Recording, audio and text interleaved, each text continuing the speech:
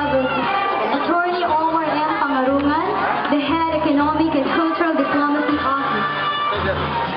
We also have Dr. Nida Gatchalian, Mr. Laro Sabado, Mrs. Lani Dakal, and Mrs. Marisa Meres, and Mr. Jerry Kundoman. Let's give them a round of applause. Following them are the awardees, teacher awardees,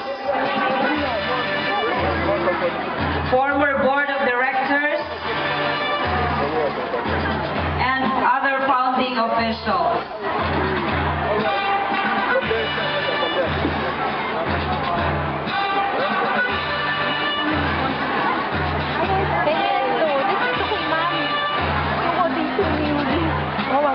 We also have our beloved and very supportive principal, Dr. Narcisa Isla.